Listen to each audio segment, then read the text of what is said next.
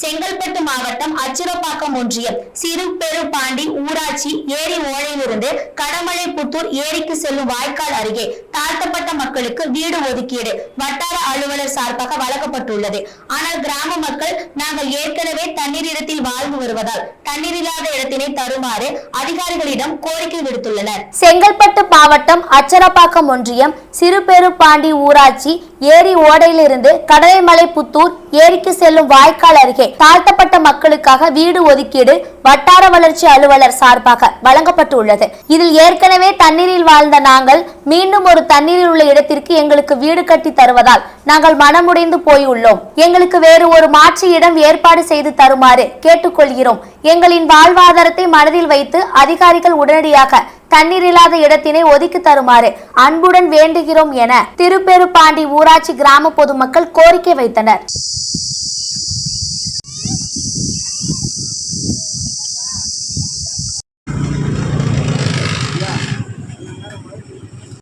எந்த ஊரில் இருக்கீங்க? உங்களுக்கு ஏற்பட்ட பிரச்சனை சொல்லுங்க. நாங்கள் 112 சிறுபெருபாண்டி. என் பேர் செந்தில்குமார். மதுராந்தகம் மாவட்டம், செங்கல்பட்டு மாவட்டம். சரி. இங்கே நாங்கள் ஒரு 50 வருஷமாக இருக்கிறோம். சரி. இவங்க இந்த ஓடையில் நான் வழி பார்த்தா வழியில் ஏதோ வேலை நடக்குது. சரி. அந்த ஓடையில் பார்த்தா அவங்க தாழ்த்தப்பட்டவங்களுக்கு இது வீடு தரந்தாங்க. சரி. இது தண்ணி போகிற காவா. சரி. நாங்கள் இவ்வளோ நாள் போக சொல்ல அந்த உபரி நீர் ஏரிக்கு போகிறது உபரி நீர் தண்ணி இந்த வழி தான் போகும். சரி. இது இந்த இடத்துல கட்டுறாங்க. அந்த ஏரிக்கு போகிற உபரி நீர் எப்படி போகும்? ஏரிக்கு போகிற துணைக்கால் வாய்க்கால். ஆமாம், துணைக்கால்வா. ஏரிக்கு போகிற உபரி நீர் கால். சரி. சரி. இது எப்போ வீடு கட்டிட்டாங்கன்னா அவங்களுக்கு வாழ்வாதாரம் கெட்டுக்கூடும். அதனால அரசு நடவடிக்கை எடுத்து தக்க தீர்மானம். அரசு நடவடிக்கை எந்த மாதிரி நடவடிக்கை எதிர்பார்க்க? எந்த மாதிரினா இது தண்ணி போறக்கா வழி. சரி. அவங்களுக்கும் தடை பண்ணக்கூடாது. சரி. அவங்களுக்கும் வாழ்வாதாரம் நல்ல வீடா கட்டி நல்ல வசதியா இருக்கணும். அவங்களும் இவ்வளவு நாள் ஒன்னும் ஒரு இடத்துல கொடுத்துட்டு இருந்தாங்க. சரி. அந்த இடம் தண்ணி நிக்கிற இடம். சரி. இப்போ அவங்க மேடான பகுதியில கட்டி அவங்க வாழ்வாதாரம் இருக்கு.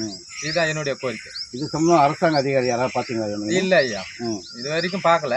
இது மண்ணு வேலை செஞ்சிருக்கோம். நான் விளம்பரம். நீங்க எப்ப கண்டுபிடிச்சீங்க? நான் 2 நாளைக்கு முன்னாடி பார்த்தோம். சரிங்க. அந்த இடத்த உங்க கருத்து இப்படி பார்த்தீங்கன்னா எத்தனை வீடு இங்க வருது? எதனால ஒரு 5 வீடு அலாட்மெண்ட் சொல்லிக்கிறாங்க. சரிங்க. அது ஒன்றும் தெரியல. இது தாழ்த்தப்பட்ட மக்களுக்காக கட்டப்பட்ட. ஆமா ஆமா, அவங்க தாழ்த்தப்பட்ட மக்கள் தான். அவங்க ஏற்கனவே இதே ஊர்ல ஒரு இடத்துல கொடுத்துருந்தாங்க. ஒரு 40 வருஷம் அவங்க ஒரு 10 குடும்பம் இருந்தாங்க. அந்த 10 குடும்பம் இப்போ அவங்க அப்படியே மாறிட்டாங்க. வாழ்வாதாரத்துக்கு அங்கங்க போயிட்டு வேலை செஞ்சுட்டாங்க. இப்போ இப்போ அங்கிருந்து எப்படி இங்க கொண்டாந்து இந்த இடத்துல கொடுத்தாங்கன்னு எனக்கு தெரியல. இப்ப இந்த மண்ணு கொட்டி இருக்கோ பாத்துருவேன். தண்ணி போற வழியாச்சே, அதனாலதான் என்னுடைய கருத்தை நான் தெரியும். பொதுமக்களுடைய சார்பா நீங்க? ஆமா, பொதுமக்கள் சார்பா என்னுடைய கருத்து தெரிவிக்கிறேன். அதையா உங்களுடைய அந்த கோரிக்கை நியாயமான கோரிக்கை தான். அந்த கோரிக்கை எந்த வித மாற்று கருத்து கிடையாது. பாதிக்கப்படக்கூடாதுன்னு தான் என்னுடைய எண்ணம். மற்றபடி அவங்களுக்கு வீடு கட்டி இருக்கட்டும். அவங்க தாராளமா ஒரு நல்ல வசதியா இருக்கணும். ஏன்னா அவங்க மேட்டு பகுதியில கட்டிட்டு நாளைக்கு இந்த வழி தண்ணி போயிடுச்சுன்னா அப்புறம் அடிச்சுட்டு அவங்க ஏற்கனவே தண்ணியில தான் இருந்துட்டு வந்துக்கிறாங்க. இப்ப அவங்க தண்ணியில இருக்கிறாங்கன்னா இப்ப அவங்க நல்லா ஒதுக்கு போறமா கட்டி கொடுத்தா கூட நல்லா வசதியா நல்லா மேடு தூக்கி தண்ணி நீர்பிடிப்பு போகாத இடமா பார்த்து கட்டி கொடுத்தா எங்களுக்கும் ஒரு மன நிறைவு. அவங்க வாழ்க்கைக்கு ஆமா, வாழ்க்கைக்கு ஆதாரம். அவங்களுக்கும் ஒரு மூலாதாரம் கட்டணும். அவங்க இவ்வளவு நாள் எல்லாமே வாழ்வாதாரம் இல்லாதான் சுத்திக்கிறாங்க. வீடு கட்டி கொடுக்கறது ஒண்ணே இல்லை. இது ஒதுக்குப்புறமா இருக்குது.